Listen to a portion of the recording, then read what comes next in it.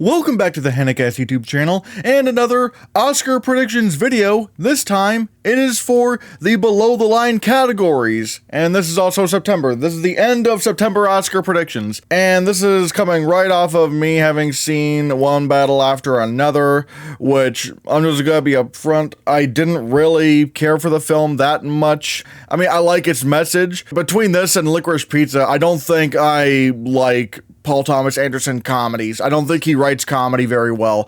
And weirdly enough, I feel like in this film, the music was very mismatched with what was going on screen, so it became very distracting. But again, that's just my opinion. Like, if you like the film, that's great. I'll try to rewatch it when it comes out on digital, maybe. But that's not going to get in the way of my predictions, because it is still by far the front runner. Well, maybe not by far. Like, we'll have to see what happens with the box office, but yeah, let's talk about casting for a second.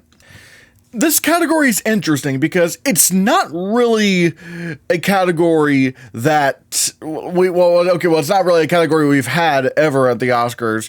But however, that makes it kind of hard to really figure out what's gonna win, because we don't really have a basis for this yet. I mean, we do have the Artios Awards, but that helps us better with nominations, because the Artios Awards are voted on and nominated by casting directors, but as we know with the Academy, the casting directors are going to nominate the films in this category, but they're not going to be the determining factor in who wins, because the entire Academy votes for the winners.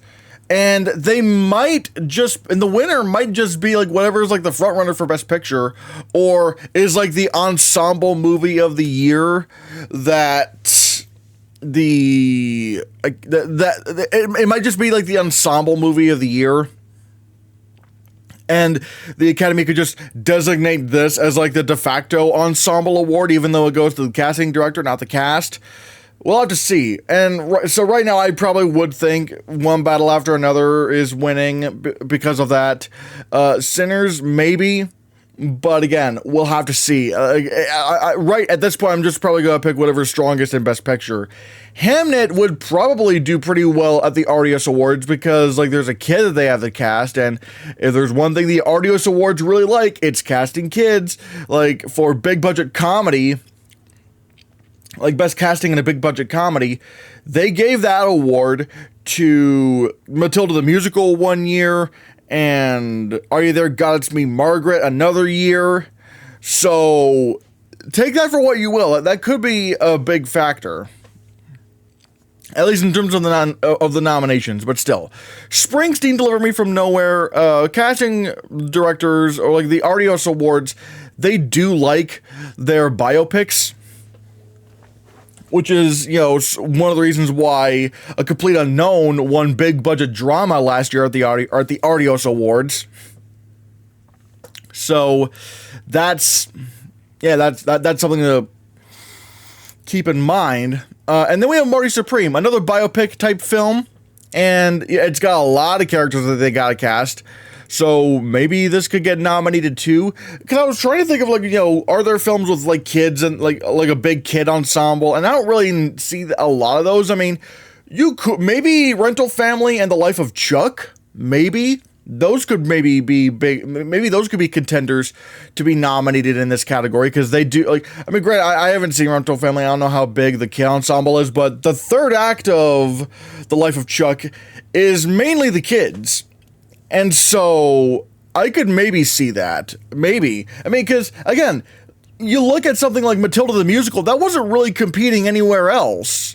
Nowhere at the Oscars, to be honest. And I do wonder, if they did have a casting category, if Matilda the Musical would have gotten in. I mean, it won the big budget comedy casting award over films like, what was it? It won over Glass Onion and The Menu, which were somewhat awards players. So I do want to look out for something like The Life of Chuck. So maybe. Sentimental Value, I'm not sure. I mean, I don't know. I'm not sure if that would get a casting nomination. I don't know. I already explained Rental Family. The Smashing Machine, I mean, casting Dwayne Johnson as Mark Kerr, again, that's something worth considering. Maybe that could happen. Again, we just don't have much of a basis for this in the Oscars, and we don't know what their taste is in the casting category. So, yeah. No other choice, I'm not sure. Frankenstein, maybe Frankenstein. Kiss of the Spider-Woman, it is like a big, like it's sort of like a remake, you know, with the casting directors, they do sometimes like those, like, they gave West Side Story the big budget drama award at the RDS Awards. So, and all, you know, so keep that in mind.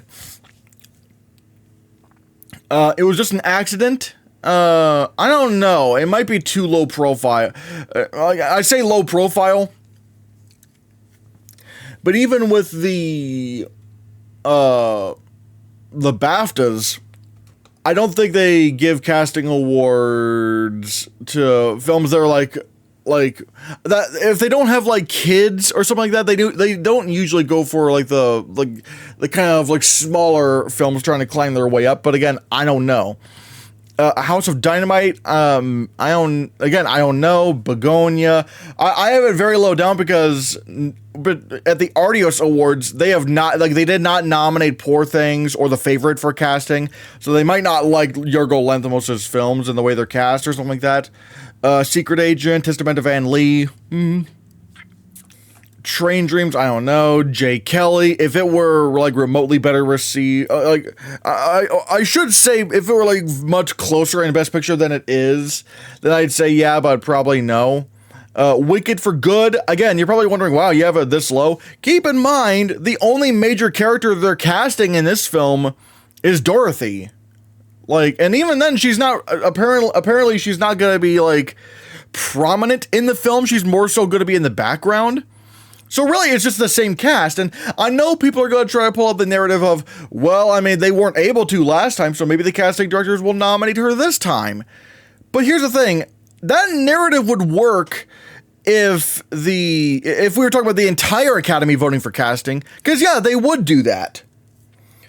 And if it were to get nominated, then yeah, you can maybe make an argument that Wicked for Good could win.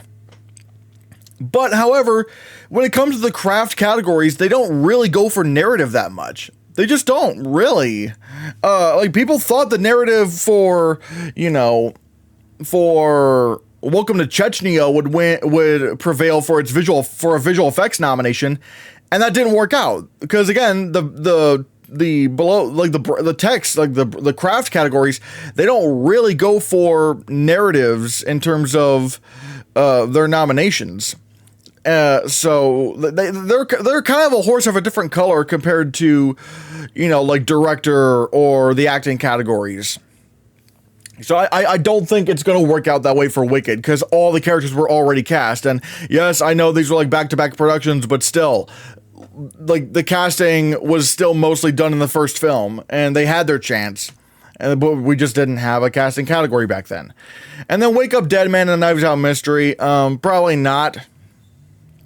I mean, if the second film lost out on a win in the big budget comedy category to Matilda the musical, I feel like the law of the diminishing returns is just going to make sure that Wake Up Dead Man does not get in at all. So, yeah. Cinematography is interesting because for a while I was going to have One Battle After Another win.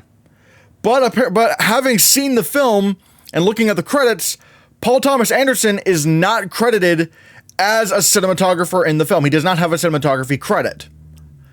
So I think that kind of takes the wind out of One Battle After Another's sails in terms of winning Best Cinematography. Because, like, because Paul Thomas Anderson's been around for a long time, and if he were a credited cinematographer, yeah, I could see the narrative shaping up, sort of like how Sean Baker won editing for Anora, because they just wanted to throw as many Oscars at Sean Baker as possible. But they can't really do that with Paul Thomas Anderson here because he's not credited for a director of photography for One Battle After Another. So I don't feel like it's win competitive. Because even on the work alone, it's nothing, like, because looking at the work alone, it's nothing really that amazing. It's just like, okay, I mean, it's decently shot. It might just get in because of it being this strong in Best Picture. So maybe, but like in terms of who's gonna win, I mean, without Paul Thomas Anderson, you know, it's kind of forming the narrative, there's no real reason for this to win cinematography. So I am going to go back to Sinners, which is more grand in scope, and you have that long tracking shot in the barn. I mean, it's just a very large looking movie, and these are the films that typically do win cinematography. It is films that do have a large sense of scale to them in terms of the cinematography. You know, we had The Brutalist, we had Oppenheimer, we had All Quiet on the Western Front, we had, what was it? Dune, we had Mank, we had 1917, we had Roma. Roma kind of did have a large scale to it. So that's kind of what I'm thinking. It's like Sinners is probably more so that kind of cinematography film. Hamnet, I could see it getting nominated, but I really don't see the win happening. I just don't. Again, it's not checking off that large scale quota. I'd say quota with a sense of hyperbole, so don't take that literally. But like, it's not a really large scale film, so it's probably not that kind of film that's going to win cinematography. And then there are a couple of slots here where you could go outside of Best Picture. Because, like, I don't know, looking at the trailer for Marty Supreme, it doesn't look like cinematography that's like Oscar nomination kind of cinematography. At least I don't think so. Springsteen, Deliver Me From Nowhere, I don't know. Like, even at the trailer, it's like nothing really stands out to me that much. I'm trying to look out for what else could be in there. I mean, No Other Choice. I don't know if it would get a cinematography nomination, so probably not. A House of Dynamite doesn't look like it has, like, the most incredible cinematography out there. So, and sentimental value, that would never happen. That's not going to happen in cinematography. No way. So, you do have a lot of slots in for films that are not in Best Picture. I am going to go with Ballad of a Small Player because people do keep pointing out the cinematography in that film, and you don't need to be that well acclaimed to be nominated for cinematography. I mean, look at Bardo, look at Empire of Light. Those films, like you can get into cinematography without being the most acclaimed film. Obviously, you can't be like panned. Like if Joker Folie à Deux was like maybe around hovering in the 50s, maybe it could have gotten a cinematography nomination because, you know, the cinematography in the film I thought was very, very good. But Ballad of a Small Player, it's probably not going to get into Best Picture, or very much likely not going to get into Best Picture. But a cinematography nomination, I mean, I'm looking at the images and the trailer, I could see it. Anemone, again, good God, the cinematography looks really, really strong here. Now, granted, I've heard from one person that saw the movie that said it wasn't that great, which I'm really curious as to how the overall reception is going to be like. But, like, even if this weren't in Best Picture, the cinematography looks very, very strong. It looks very strong. I already talked about Marty Supreme and Springsteen. Frankenstein, I've heard... Like, I don't know. I've heard from some people, like this wasn't everyone's predictions, like, the whole year. But I've also heard that the movie looks very, like, digital and not really, like, showy in terms of cinematography. So I'm not sure what to make of that.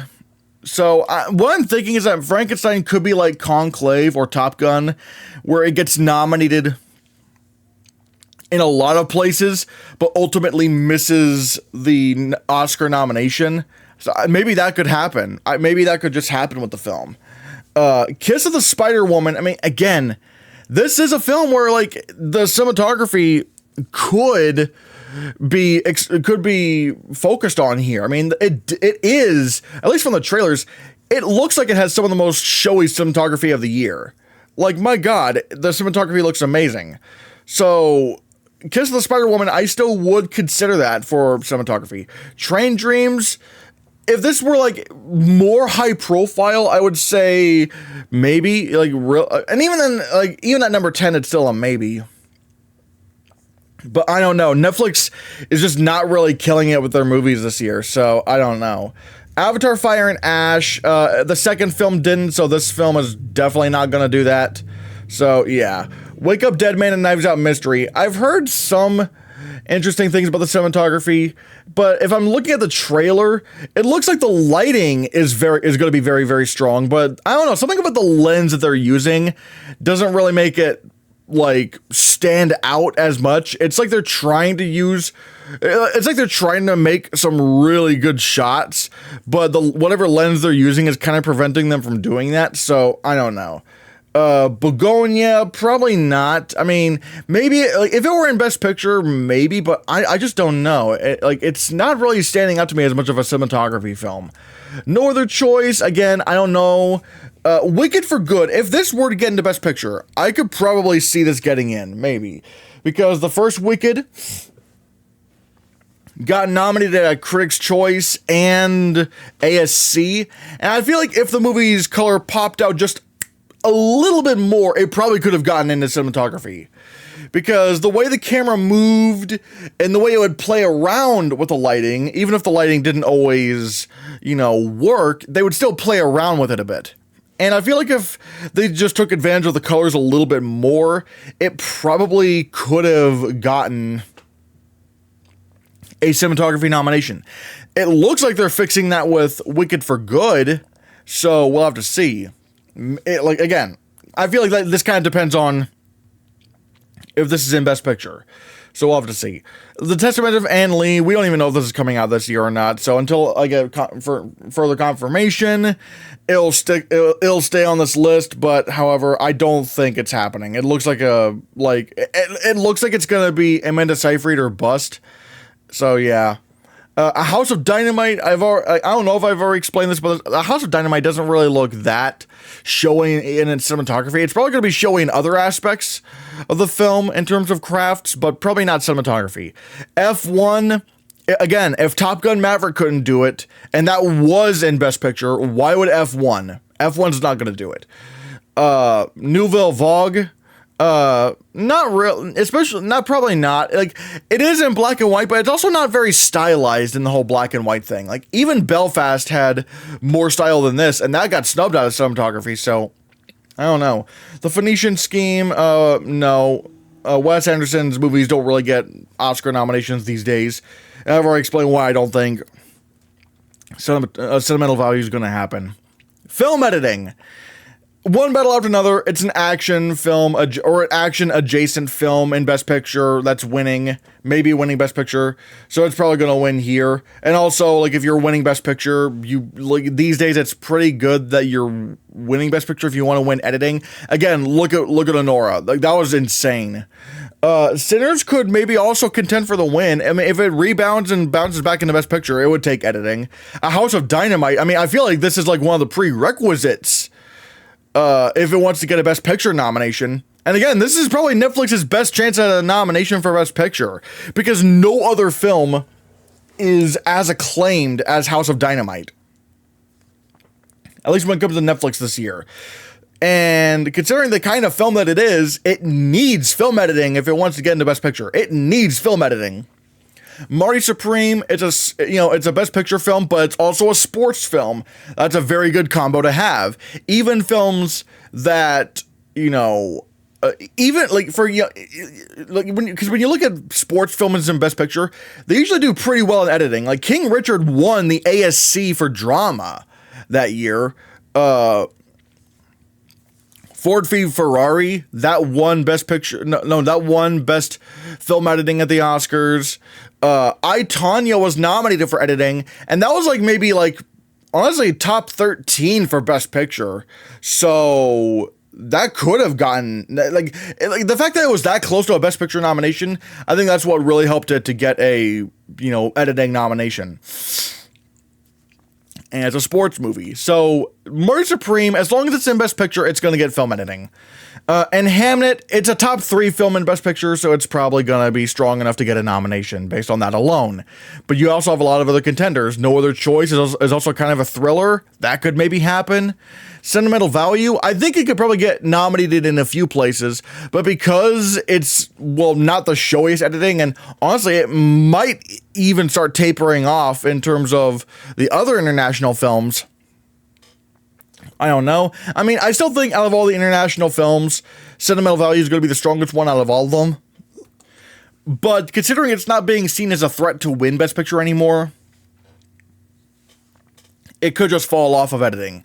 Springsteen, Deliver Me From Nowhere, I don't know. It was just an accident. If it were just a little bit more high profile, I probably would consider it. But it's looking to be more like a Drive My Car or an I'm Still Here kind of deal, even though I feel like it's going to get director and screenplay, unlike, I'm Still Here. And then Avatar, Fire and Ash, I have at number 10 just because it's in Best Picture. And yes, I am really only going to consider Best Picture films in the top 10 right now, because I tried thinking Challengers was going to get film editing, but I was wrong. And so I think it's really just a matter of just go with the Best Picture films. When in doubt, go with Best Picture movies. Because, yeah. And like I said, yeah, Tick, Tick, Boom didn't get nominated for film editing. I, Tonya didn't get nominated for film editing. The Girl with the Dragon Tattoo won film editing. But let's face it, those films would have gotten into Best Picture Girl with the Dragon Tattoo probably would have gotten into Best Picture in a year of 10. I, Tonya maybe would have gotten into Best Picture in a year of 10. And Tick, Tick, Boom, I mean, yeah, that was a year of 10, but it was also maybe number 11 for Best Picture. So, basically, you have to kind of be in the top 15 for Best Picture if you want me to consider you for film editing seriously, but I don't know. We'll have to see.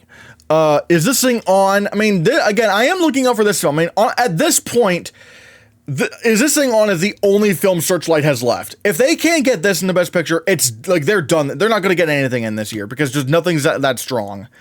But we'll have to see. Begonia, if this were to get into Best Picture, maybe I could consider it for film editing. I mean, it did very well on the Telluride polls, so that's interesting to find out.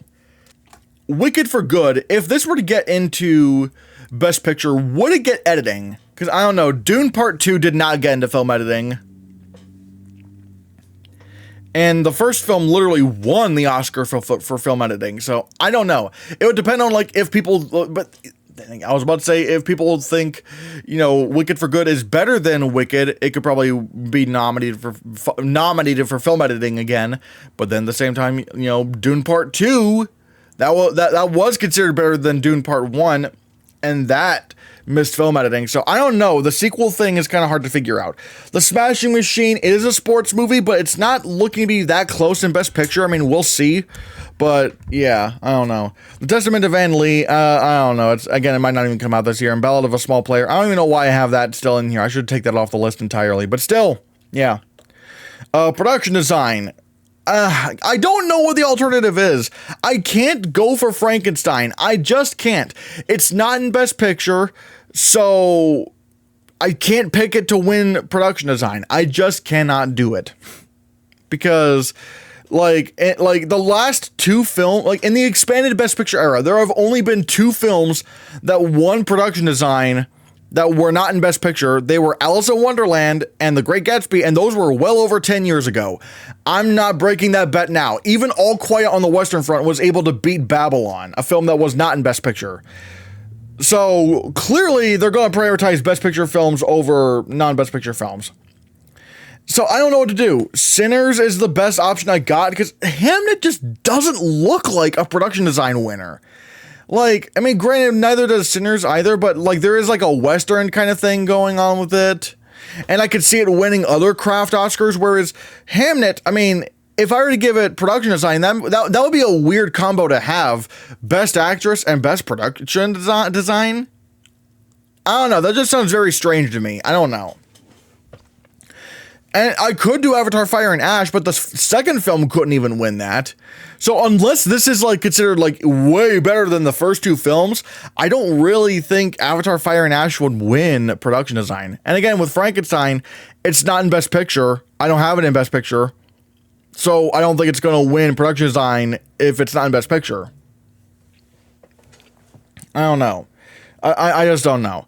And then Wicked for Good. I mean, if this were to be in Best Picture, but then again, I don't know, because it doesn't really look like they're going to a lot of new locations in Wicked for Good. It's mostly the same sets, but just kind of dressed a bit differently. So I don't know how to approach that either. It's just so weird. This category is really hard to figure out. The Fantastic Four First Steps, I mean, maybe, but considering, you know, Hamnet is now probably getting a production design nomination, I kind of feel good about the 5 that I have right now. Begonia doesn't really scream production design to me. Kiss of the Spider-Woman, I mean, maybe this could get nominated, but man, that would have to be like a very good day for it. Like if it were to get like, you know, costumes and production design. I mean, it's not impossible, but wow. Marty Supreme, even from the trailer, the production design is not impressing me that much. It's nothing that I would go, whoa. So again, I don't know. Dracula, A Love Tale. Looking at the trailer, I still haven't seen the movie yet, but watch out for this film to pop up in maybe a few categories. We'll have to see. Springsteen, Deliver Me From Nowhere. It doesn't really look like it's anything that special, and even a Complete Unknown couldn't do it, so No Other Choice. Again, the production design doesn't look like it's going to be that much to like whoa, so probably not. Mickey 17. I still think there is a world where this gets nominated for production design in a Passengers type deal. I mean, and to be fair, people liked this way more than Passengers. The one problem is that it came out in like what, March? So that could probably hurt it. But still, you know, I would keep an eye out for it still. The Testament of Ann Lee, I don't know. Phoenician Scheme, I don't know. One Battle After Another, I mean, it's way too contemporary and not even like stylized in a way like Conclave. So like, I don't know. I don't see it. Wake Up Dead Man, it doesn't look as showy as the other two Knives Out movies, so probably not. A House of Dynamite, way too contemporary. And Ballad of a Small Player, probably not. So I don't know. I'm kind of, it's mainly between like 1 and 10. Like those 10, the first 10, and also Mickey 17, I don't know. It's really hard to figure out. And again, I don't know what's going to win production design. I'm like, Sinners is like literally a placeholder right now. So, I don't know. Like, it's just a placeholder because I don't know what's going on in this category. Because nothing makes sense to win production design right now. Like, all three of the like Sinners and Hamnet don't really feel like okay, Sinners, yeah, a barn, but it is also a western. Like they built a whole western city, so maybe. But again, it would be a very odd production design winner. Avatar is a sequel, and the second film didn't even win it. Frankenstein's not in Best Picture. Wicked, I don't have in Best Picture, and Hamnet is very much like an outlier production design kind of contender, and it would just be a weird combo to have for it to win lead actress and production design. I don't know. Something about that just doesn't feel right. But yeah. Costume design. Now, this is a category where you don't need to be in Best Picture to win. You know, look at movies like Ma Rainey's Black Bottom and Cruella. Those movies won costume design without being in Best Picture, so it can happen.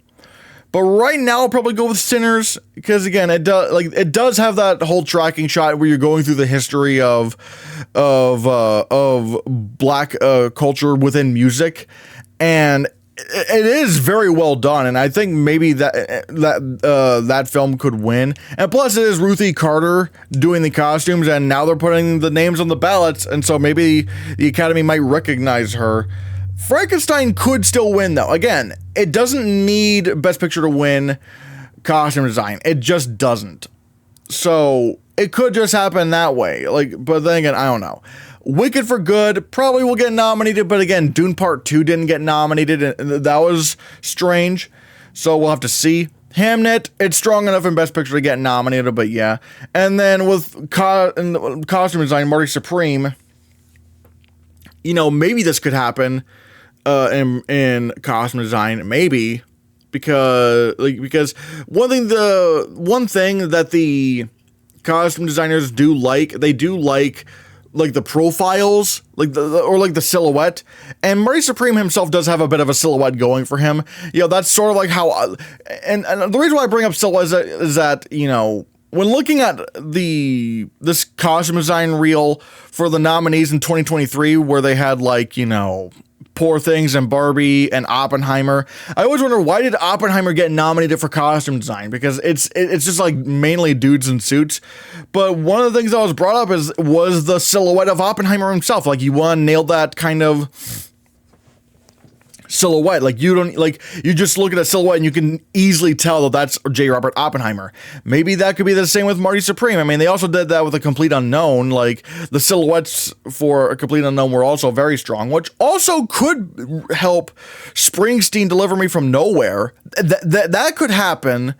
But again, I feel like because Marty Supreme has just a lot more costumes going on, maybe that could happen. And again, there is still a silhouette thing going on, even if, you know, Marty is not really as well known as someone like J. Robert Oppenheimer, or, you know, Bob Dylan, or Bruce Springsteen. I don't know.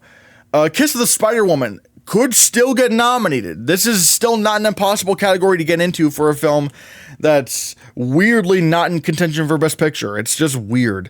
But still, the costumes look lavish and colorful and really, really vibrant.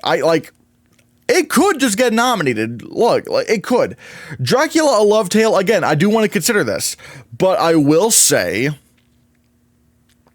especially once we get into makeup, if you look at the trailer, it's looking a lot like Bram Stoker's Dracula from the 90s, so I don't know if that could hurt it. I don't know, we'll have to see. Fantastic Four: First Steps, the costumes look really fun. They look like, they look simultaneously futuristic, but also stuck in the 60s, like that 60s aesthetic sci-fi.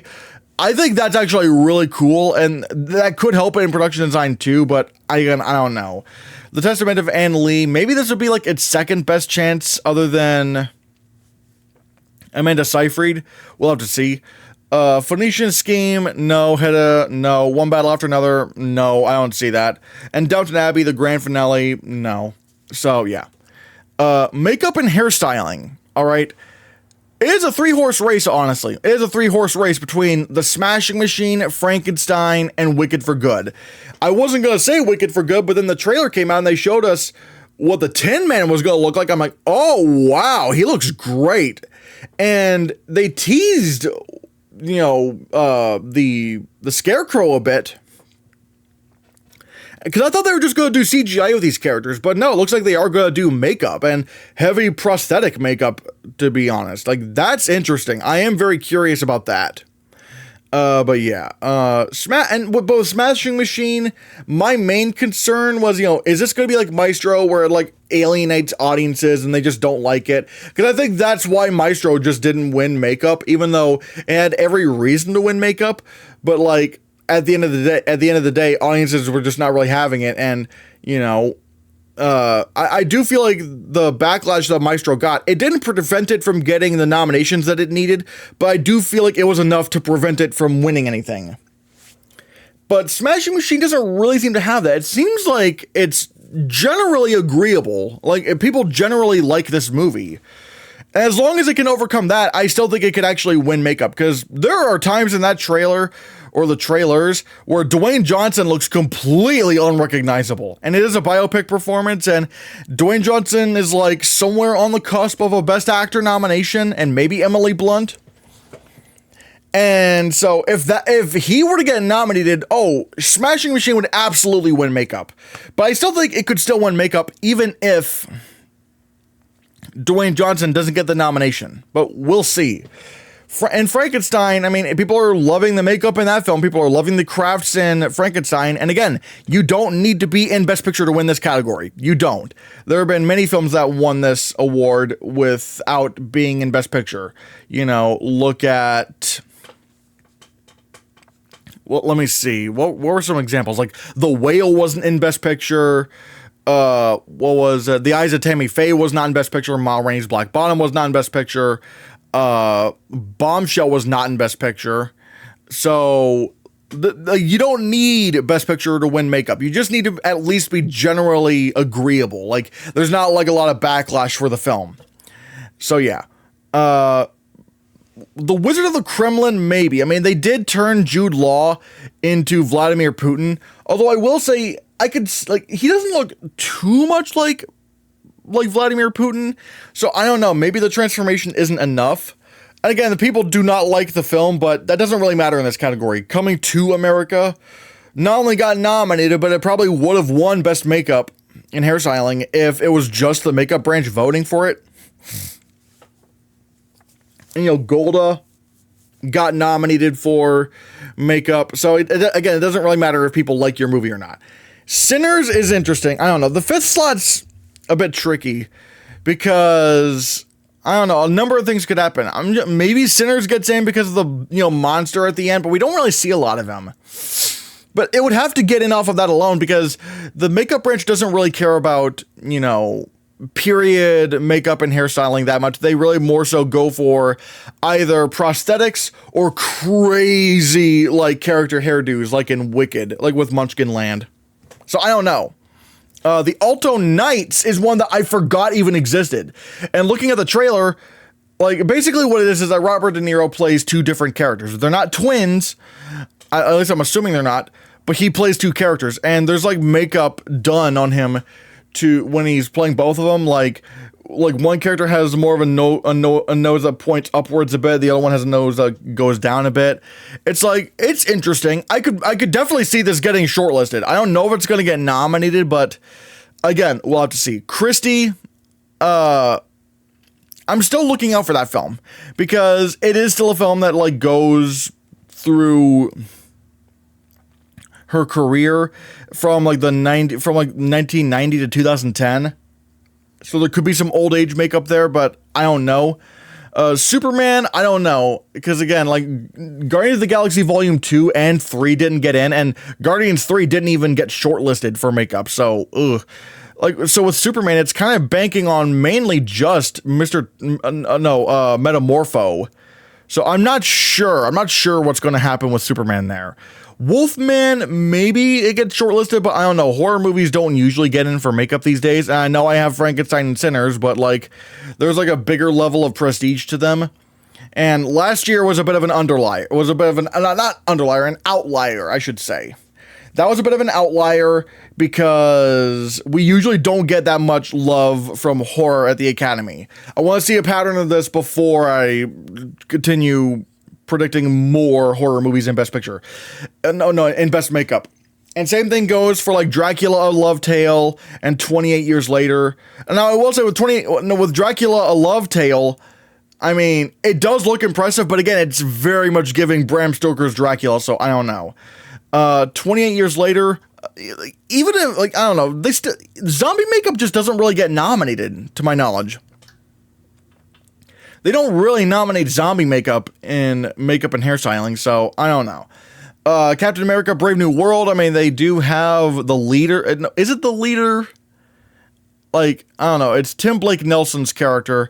The makeup on him looks pretty cool, but there's not a whole lot of him in the film.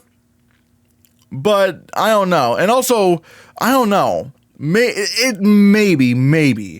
The Toxic Avenger, I mean, the makeup on Toxie looks pretty fun, even though it's not. It's weirdly not Peter Dinklage under the makeup. That is odd, but it still is a big makeup transformation, so I don't know. And then you have Marty Supreme because of the Spider-Woman and Springsteen. They might get shortlisted, but again, because they are not really makeup movies, they're not like covering the actors and prosthetics, it's probably not going to happen. So yeah. Visual effects, I still haven't changed, my predictions. I really have not. I made some adjustments outside of the 10, but, you know, let me just say, Avatar Fire and Ash, as long as it's either in Best Picture, or if it's not in Best Picture, then none of the other films are in Best Picture. I think it's safe, but I don't know. If Wicked for Good were to get into Best Picture over Avatar, I would be concerned. But we'll have to see. Fantastic Four, First Steps, and Superman. I don't know why people have such a aversion to, like, predicting both these movies. It's like, oh, I don't know if they're going to nominate 2 comic book movies. Like, that happens quite a bit. It just depends on what the competition's like, you know. Like, we had the Batman and Black Panther Wakanda Forever. Those both got in. We had Shang-Chi and Spider-Man No Way Home. Those 2 got nominated. What was it? 2014, we had Captain America the Winter Soldier, X-Men Days of Future Past, and Guardians of the Galaxy. Those both got into best visual effects. You also had 2008, where you had Iron Man and The Dark Knight getting nominated. So it's not unprecedented for two comic book movies to get in. I don't know why people would think that that's much of an issue. I mean, yeah, like, you could point out to certain years where that didn't happen, but it's more so the competition. Like, you look at Captain America Civil War and Doctor Strange, it's like Doctor Strange was like leaps ahead of what Captain America, you know, Civil War was doing with its visual effects. And like when you look at the rest of the competition, it made a lot of sense as to why Civil War didn't get nominated. And also, you know, Captain Marvel versus Avengers Endgame. Captain Marvel was never going to get nominated with that kind of competition, so no. So yeah, whereas here, there's not really a whole lot of very, very strong competition. So I feel like Superman and Fantastic Four could get in. Again, I am worried about Superman because of the whole DC thing, the DC universe thing, but it is a new universe, so maybe they'll see this differently. We'll have to see. Mission Impossible: The Final Reckoning. I'm kind of teetering between this and F1 the movie, but the thing is, I have still not seen a visual effects breakdown of F1 the movie. There is no visual effects breakdown. I can't find one. So it's like, I need to know what was visual effects and what wasn't in the film. So it's like, yeah. Mickey 17, this could be a sleeper for visual effects, mainly because of like how they did how they had 2 Robert Pattinsons in the same movie. Watch Corridor Crew's video. Watch Corridor Crew and their visual effects artists react video on Mickey 17. Like, they give some, they're really impressed with how they did 2 Robert Pattinsons and how there's like interactions with the both of them in the same shot, and even times where like the camera's moving. It's really impressive stuff. So, I would say keep an eye out for that. And again, watch that video to see their thoughts on it. All right. Then we have Thunderbolts. It's Marvel. People like it. It's probably going to get shortlisted. The Lost Bus. I haven't heard too much from this film ever since it premiered. But again, I want to see a visual effects breakdown. I don't know if it's going to be like Deepwater Horizon or if it's going to be like 13 Lives. It really depends on like how much visual effects are in the film and how much of it is like in your face. That's going to be the deciding factor. And then Jurassic World Rebirth, it's going to get shortlisted, but it's not going to be nominated. But again, it's going to get shortlisted. It's going to. I don't know why people think How to Train Your Dragon's going to get in over Jurassic World Rebirth, because the Jurassic World movies, they constantly get shortlisted, but they don't get nominated. But like something like How to Train Your Dragon, the effects in How to Train Your Dragon don't even look as good as the effects in Jurassic World Rebirth. So like, why would that get in? I don't understand it. And I do have Tron Ares out of the shortlist. Now, granted, it could still make the shortlist. So like, yeah, but I don't think it's going to get nominated because the previous 2 Tron movies did not get nominated. They did not.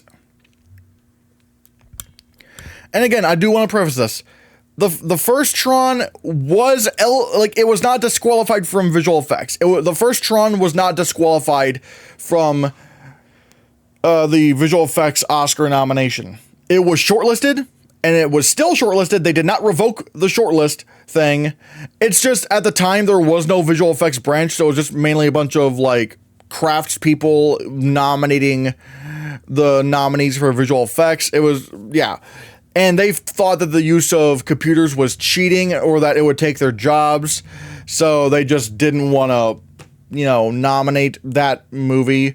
But again, it was not disqualified. Officially speaking, they did not revoke it from the shortlist, which that can happen. I mean, that happened with, that the Better Man song last year. That was shortlisted, but then when the music branch determined that it took a lot from a different, it sounded way too much like a different song, they revoked its placement in the shortlist. So they could have done that with Tron.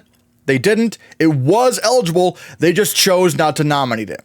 And then there was Tron Legacy, and that still didn't get nominated. So I'm just going to assume that Tron Ares is not going to get a visual effects nomination. A Minecraft movie, there are some impressive things going on, but I would be shocked if it, maybe, I don't know about shocked, but I'd be a bit surprised if it made the shortlist, but hey, we'll have to see. Lilo and Stitch, I don't know, probably not, but I don't know. Stitch looks real enough. But at least for a shortlist mention, I don't think it should be nominated, but I don't know. How to Train Your Dragon, no, I don't think that's happening. Paddington in Peru, no. Captain America: Brave New World, given its reviews, it's probably not going to get shortlisted. And then Warfare, probably not. So, I don't know. I feel pretty good. Honestly, The main seven, I'm looking at the main seven right now. So yeah. Sound. The funny thing here is that now all of these are Best Picture films, and I have F1 out. But yeah, because like all these films have a good argument to make. One Battle After Another is the Best Picture winner, and it's like an action film of sorts, so it's probably gonna win sound. Sinners, it's a music film and an action film, so it's probably gonna be nominated. I mean, if it were winning Best Picture, it would win sound. I don't know why people think it can't win sound if it were winning Best Picture. That's weird, but still. House of Dynamite, I mean, if it's in Best Picture, I feel like this would be like one of the prerequisites, because there's a lot of, because the kind of like intense thriller that it seems to be, I would assume that it would get a sound nomination. Springsteen, Deliver Me From Nowhere, as long as it's in Best Picture, it's gonna get nominated for sound. The music, like the sound branch really likes their music movies. And then Avatar: Fire and Ash, again, if it wants to be in Best Picture, it would need sound. So yeah. F1, I do have it out, but that's because there's way too many strong sound contenders in Best Picture. So I don't know what to do there. Mission Impossible. I don't know why I misspelled Mission Impossible again. I hate this. Oh my god. Mission Impossible, I have that shortlisted, but we'll have to see. Tron Ares, both Tron movies got nominated, but also, like, with Tron Legacy, it was only nominated for sound editing, and that was when they had 2 sound categories. Now it's just 1. And now there's a lot of competition, so I don't know. Wicked for Good, it might get shortlisted. If it's in Best Picture, it would probably have to get sound, but oh my god, I don't know what to take out. I would not know what to take out, because that is like really hard.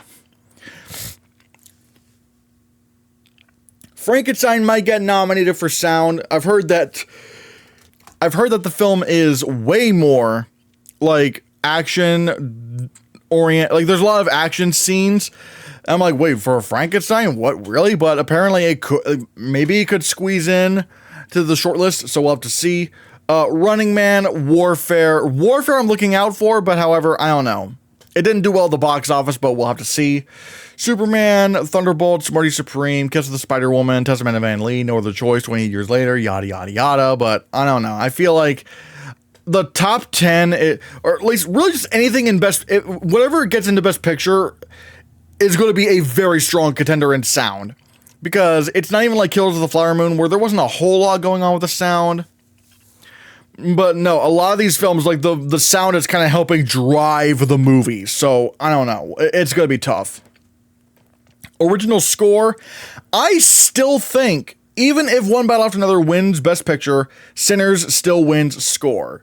Because it's just the more score film of the year. Like the music in Sinners is like part of the DNA of Sinners.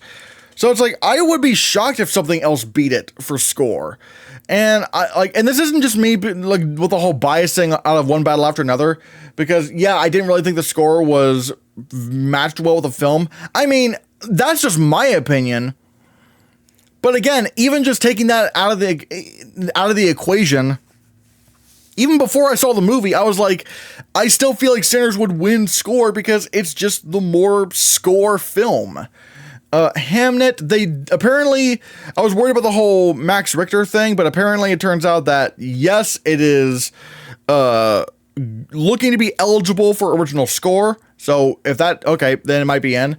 Marty Supreme, maybe. House of Dynamite, again, House of Dynamite is going to need a few tech categories to get into Best Picture. And this could be one of them, so yeah. Avatar, Fire and Ash, I don't know. There's actually not as many Best Picture films looking to be in score. So that's interesting. I don't know what to do there. Yeah. Avatar, Fire and Ash. No Other Choice. Is this thing on? I just realized I don't have sentimental value. Something must have happened, because if I don't have sentimental value in here, that means maybe something happened with eligibility or something. I don't know. I'm not exactly sure. Is this thing on? Again, if the music we're hearing in the teaser is the score, that could be interesting. But again, I want to prioritize Best Picture films and score more, because we've seen this happen time after time again, where like, you know, where like movies get into Best Original Score because they're in Best Picture. Like, you know, Wicked got into score over challengers. You know, what was it? American Fiction managed to get into score over Spider-Verse, which never made sense to me. Everything Ever All at Once got into score over Pinocchio. Again, why? I don't understand. But again, I do want to prioritize Best Picture films. So yeah. Frankenstein, this could get a couple precursors, but again, if it's not in Best Picture, I don't want to put my bets on it just now. Ballad of a Small Player. No, obviously, yeah, no, if it's not in Best Picture, probably not. Rental Family, Begonia, Wicked, Testament of Van Lee, J. Kelly, F1. I don't know. Maybe I should put Begonia a little bit higher up, because it did do well on the Telluride polls. We'll have to see, though. Original song. I still I still think Sinners would win original song. And apparently now that it's been revealed that, like, you know, No Place Like Home and Girl in the Bubble from Wicked, Ariana Grande and Cynthia Erivo did not write the songs for those movies. The narrative's like that narrative is not going to help. You know, like that narrative is now kind of gone, it seems. Because everyone was saying, oh, those movies are going to win score because, you know, Ariana Grande and Cynthia Erivo could finally win Oscars. But now it's not looking to be the case. So yeah, and if Wicked for Good is underwhelming, like I'm assuming it could be, and why it's not going to be, and why it might not get into Best Picture, then it would certainly not win song. But yeah, whereas I lied to you, Sinners is still potentially a top 5 movie for Best Picture, and it's about music and songs. Why would it not be a major song contender? Why would I Lie to You not win song when that whole scene, that whole tracking shot is the scene people talk about most in the movie? I don't understand it. Why do people have such an aversion to this film getting nominated? Like winning Best Original Song? I don't understand. Diane Warren, you know, Dear Me from Diane Warren, Relentless. It's like, yeah, obviously Diane Warren. I do feel like Sinners could get a couple of songs in. And if any of the songs were to get in, it would probably be Last Time I Seen the Sun. And it is a very strong song. It is a very good song, so maybe that could happen. Just Keep Watching from F1. I don't know what else is really out there right now, so we'll have to see. This is kind of a placeholder. And Golden from K-Pop Demon Hunters. Oh, man. This could maybe happen, but again, I'm worried about the animated bias. Not just the animated bias, but also the fact that this is kind of like very Gen Z coded. And I've already seen a lot of people like not liking this movie or not being that hot on it. And I don't know, I still have a feeling it could get snubbed. It could get snubbed in some major categories. But right now, maybe I'll go for Golden, but ooh, I'm worried. A song from Zootopia. I mean, the first film didn't, but this film is coming out in December. I don't know if the timing really matters at all, but we'll have to see. Pale Pale Moon. Again, I don't really have this in mainly because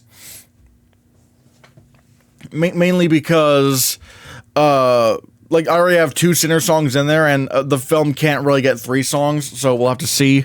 I already talked about No Place Like Home and Girl in the Bubble, so how it's done and what it sounds like. Those should be the K-pop Demon Hunters songs that they should be pushing. I mean, I like Golden quite a bit, but I do feel like how it's done and what it sounds like are much better. Whatever song's in Avatar Fire and Ash, that's going to be a contender. And whatever song is going to be in Maserati The Brothers, I mean, yeah. And finally, we have animated feature. All right. I still think Zootopia 2 is probably winning best animated feature. Again, I would love it if K-pop Demon Hunters won. I would love it if K-pop Demon Hunters won. But again, I'm just worried that they're gonna view this as, you know, too fresh, too, you know, new or something like that. Like, just, I don't know. Just too young people coded, like how they viewed the Lego Movie and Teenage Mutant Ninja Turtles Mutant Mayhem. And I know people are going to say, well, those were IP, but it's like, I don't think the IP thing is what I was talking about. It's like, just the title alone kind of like turned them away from the film, like the Lego Movie or Teenage Mutant Ninja Turtles Mutant Mayhem. And now with K-pop Demon Hunters, I'm just kind of worried. But at this point, like with how bad the animated feature race is right now, how bad the competition is, I guess maybe it can get in. And I want it to win, but I'm just worried. I'm just worried it might not get in. Arco, it's gotten a lot better reviews since it premiered, so I think it probably could get nominated. I don't know if it's going to win. I mean, I need to see what the Globes do, but we'll have to see. Amelie, or the character of Rain, I mean, as long as, like, again, there's not a lot of competition, so the reviews seem pretty strong, so yeah. And I still think In Your Dreams is happening. I still think In Your Dreams is happening, because, like, they did release a new trailer. It still looks good enough. I don't know. I don't think there's any reason to doubt this movie right now until it comes out. And if the reviews aren't great, that's going to be concerning. But like, you look at the rest of the competition, it's like, I just don't think anything else is happening. Elio, I mean, maybe, but that would be like almost scraping the bottom of the barrel, because no one cares about that movie. The Bad Guys 2, it's gotten about the same reviews as the first Bad Guys, and the first Bad Guys didn't really get in anywhere. No precursors, so I don't think this one's gonna do it either. I Am Frank Kelda, I am looking out for this film, but we'll have to see. The Twits, I don't think anyone cares. Neja 2, yes, it made $1 billion worldwide, but keep in mind, the vast majority of that money came from China. And, like, no one in the US cared about this film. Even when they had an English dub re-release, no one went and saw this movie. No one in America saw this movie. Like, this is a film that purely appeals to China and no one else. No, it doesn't really appeal to Americans. So I feel like it's just a complete non-starter in Best Animated Feature. It's just not happening. No one cares about this movie. And then there's Savages, which again, everyone's already forgotten about. I'm trying to think of like what. Oh yeah, because like Scarlet, Mamoru Hosoda's movie, like that movie premiered and the reviews are not strong at all. I was like, really? Even Scarlet? I was already kind of not thinking it was going to get in because it's still like an anime action film and the Oscars never nominate those. But goddamn, man, it's like not even that. It's like now the competition has thinned so bad. It's like it would be surprising if K-pop Demon Hunters missed at this point. But like, there's just nothing else to be. There's nothing else to nominate. So yeah, and if I'm not mistaken, yep, those are my Oscar predictions for the month of September for the below the line categories. And now I'm going to pass the question off to you. What are your below the line Oscar predictions? Let me know in the comments below what you think, and be sure you hit that subscribe button, because if you don't, you're going to be an underwhelming year for Best Animated Feature.